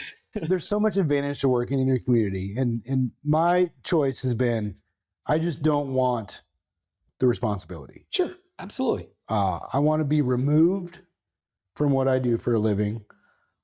I don't want to do it where I sleep. Yep. For a lot of different reasons. I don't want to show up to somebody's kid. Yeah. Who's wrapped up in their truck. Yep. And be that guy that has to tell, you know, somebody that I sat next to at a baseball game not too long ago that this isn't going to work out. Right. I'm very appreciative of those people that do. I worked in Madison County where I grew up. Mm-hmm. You know, I was on the phone with one of my best friends on his birthday when I got called out to an ATV accident. I said, hey man, I got to let you go. Somebody just balled up their ATV and I got to go tend to it. It was his dad. Oh shit. And he's dead now. Yeah. Right. Like, again, one-offs. Yeah. But those coincidences find us. Right. Right. Like your dad going to his sister. Yeah, exactly. I don't want to work someday and my kid gets dumb. Right. Right. Right. Yep. And I'm that guy. Now, fate may find me Of course. and somebody I know together. Sure. And that's fine. And I will be put in a situation because that's the way it's supposed to be.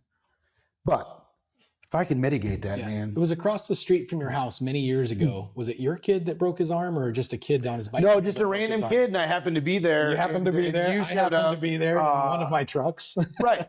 And so my point is, it happens. And I love that about us. You're still skilled. I think you responded to my kid at school. Yep. When he dislocated his ankle that day, right? So I am grateful for the people that I know in this community that will take care of my family in the instant. I just don't want to be that. Of course.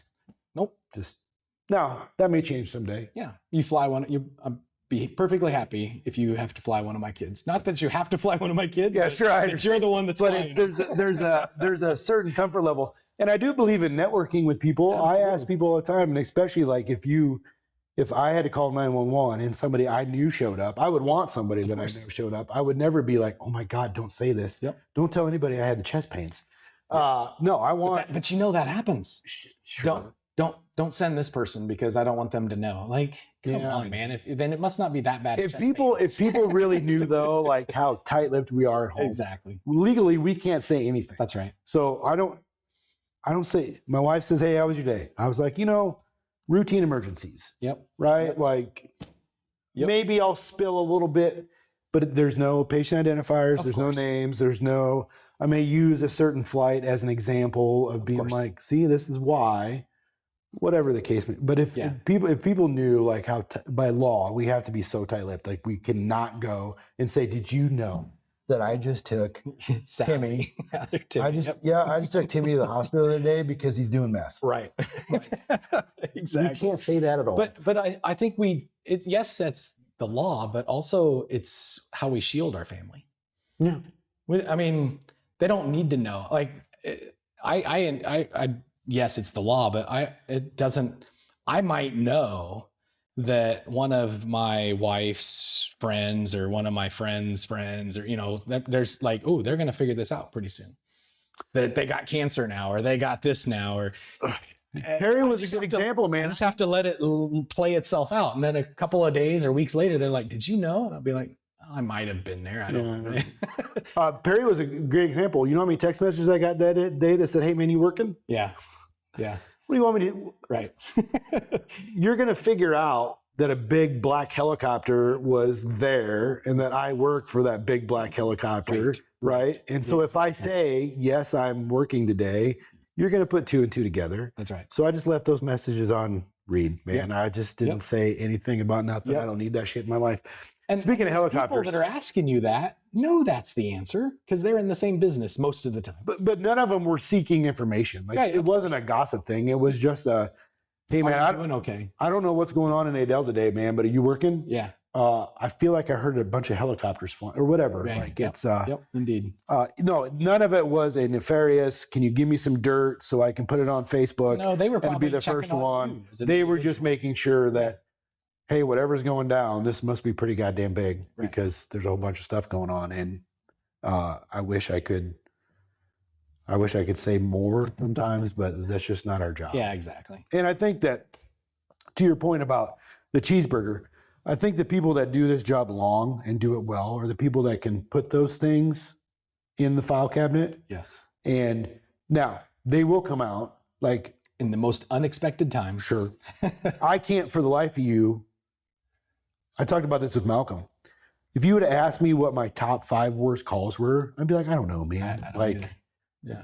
it would probably be one recent because that's what I could remember. Of course. But if you were to start talking about something, I'd be like, shit, I had that one. Yeah, now we're talking back in 2004. I had the Right. same deal. So we're talking 20 years ago. Right. I would be able to trigger that memory. Yep. But I think the ones that make it a long time in this job, and no fault to the people that don't, they're just able to put it away.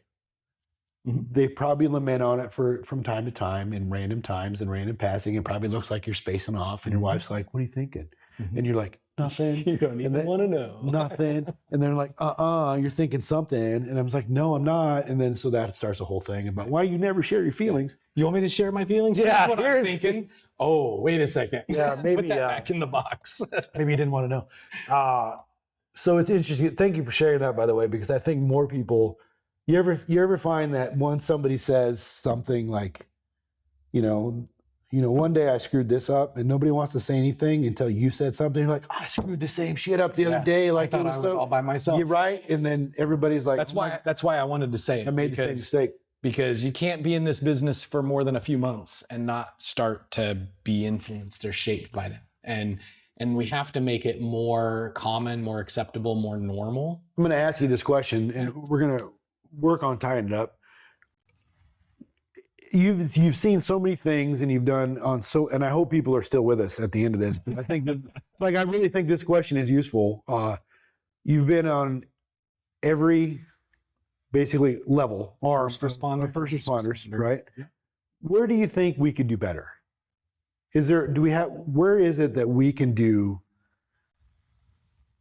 better? And I know you could take that in any direction that you want to take it in. And as a first responder community. I think that, like I just said, normalizing talking about things, having the ability to containerize or put things in the drawer, but also know that you're not the only one that's doing that. Yeah. Right. And I teased you earlier about the shift change name, but that happens every shift change, right? It's just a small community, but it's the ongoing, offgoing shift, and that's good. But I think that's important to normalize that. Also training, like use these examples, whether it's an MCI or just a bad car accident or a structure fire, use these different experiences to make other people better. So, there's a paramedic that he and I didn't always get along. And because both of us think we know everything, probably probably that's what it's about. But one day I'm realizing that I'm 50 plus, he's 50 plus. And it's like, wait a second, why are you bad mouthing this brand new paramedic, right? Like been in the field, just got her certificate, right? Mm. Why are you beating her up to tell her she's doing it wrong? Because you've been doing this for 30 years. She's been doing it for less than 30 days. And I called him out on it. And that moment changed our relationship. Yeah. In my opinion. Now he may have a different opinion, but sure.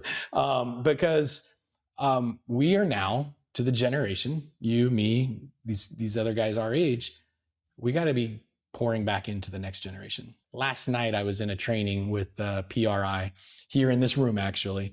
And we've all talked about the structure fire, we have Alpha, Bravo, Charlie, Delta sides. And everybody knows where that is, even if you don't know your north, south, east, west, right? Some of our best friends don't know the difference between north and south, but they know A, B, C, and D. Sure. New thing that they're teaching now is an interior room. Whether you came through a window, whether you came through a door, the way you came in, that's wall number 1. Same thing, clockwise, wall number 2, wall number 3, wall number 4. Okay. You can say, meet me at wall number 3, and everybody should know where that's at. Now, that's a new paradigm. We didn't learn that in 1992 in Firefighter 1 class, right? But we did learn Alpha, Bravo, Charlie, Delta. So what can we do better? Continue to reinvest in our education. I can't quote the website, but there's a website now where every firefighter rescue of civilians or firefighters, voluntary statistics. Here's the situation. Here's what time of day. Here's how, all these different statistical questions. There's some organization that's collecting those.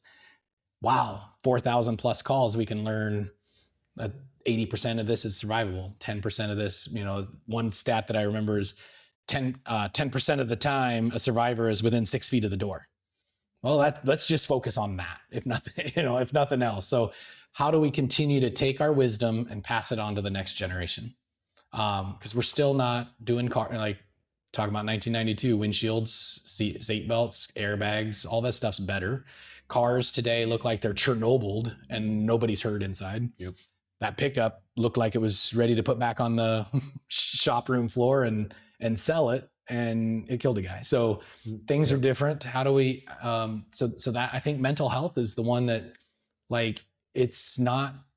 you don't have to be cool to be cool. Right? You can be broken and be cool. Yeah. So I think that's also one of the big things, but just looking at it over the last 20, 25 years, a lot's changed, technology, the geyser squeezer, we didn't have that before, just all these things are changing. We got battery powered jaws of life now. Things are more expensive, but so all that's kind of a roundabout answer to your question, but embrace learning stuff. None of us know everything. Even with all the things that I do and all the experiences I have, I don't know everything. Let's bring those things back in. One of the reasons I walk a lot around town is because I come up with some pretty good thoughts, I think, or at least in my opinion. But on the way over here to meet you, I was walking and I was like, I think that's our biggest Achilles heel is ego. Mm-hmm. If you had to sum it up as an ego thing. Yes. If you think that you can't learn something from somebody somewhere, that's bad. Yep. That's a red flag, right? Yep. Like more humility. I think in our profession will go a long way. Like we don't know it all. We haven't seen it all. We haven't done it all. Learning to pass things on to the people coming behind us.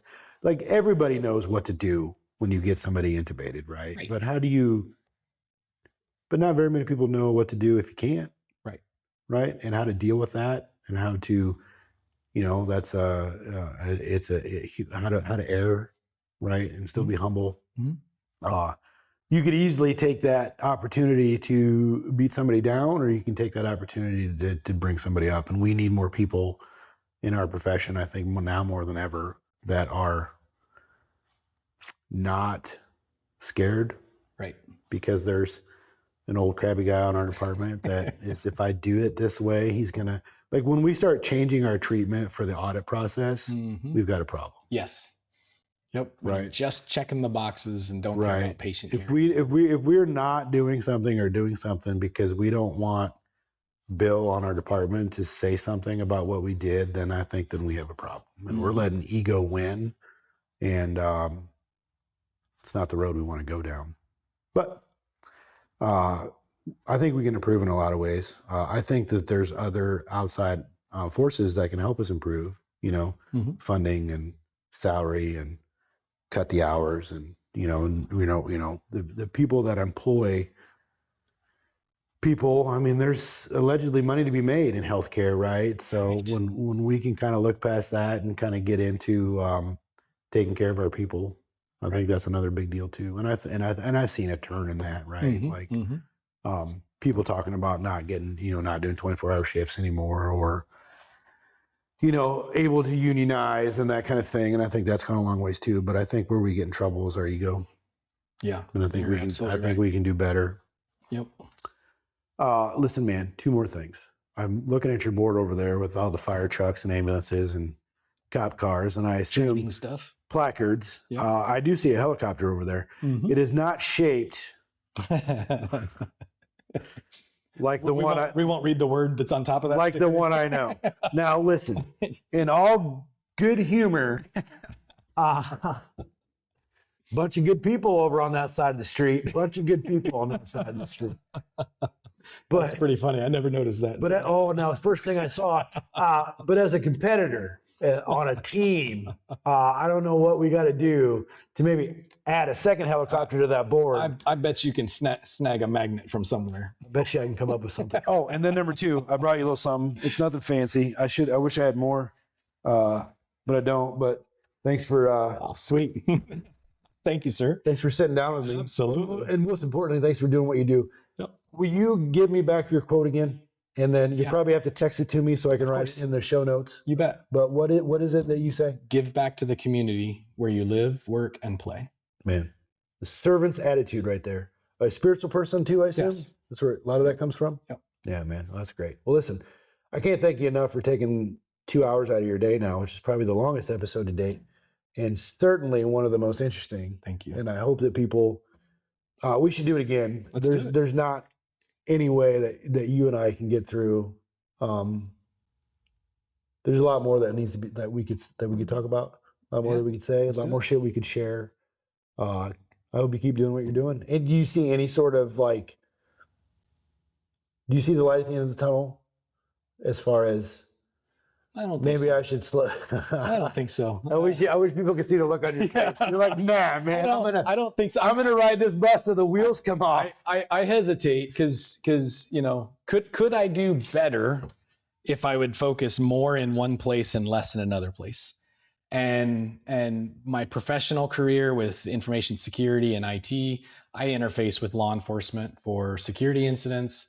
I know the lingo. I can work with the fire departments. There really is a big overlap in all of this. Then the thing I didn't mention, the last piece was the MyPi support, was just technology with Raspberry Pis that do IM responding stuff for fire stations, first responders, and so I continue to give back. I just working with a customer yesterday in South Dakota. So it's a business that I saw that there's a niche that needed technology with first responders, and I've got that background experience. So the reason I say that is because all these things kind of work together. And I sometimes I do ask myself, should I sometimes it's hard to get that 12 hours or that 24-hour shift in, or all of a sudden it's the end of the month and I haven't done my 8 to 12 hours with the sheriff's department. I'm sure they cut you some slack. So they do catch some slack, but it's not fair if I'm not keeping my skills up to speed either. So I kind of think about it sometimes, and then I was like, nah, let's just keep driving. Keep doing it. Well, listen, man, as a member of the community where you live, I appreciate you. Thank you, sir. Listen, I hope everybody listens to the end.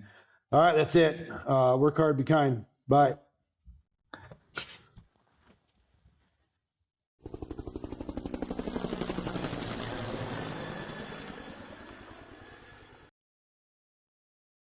Hey guys, thanks again for listening to another episode of the Shift Change Podcast.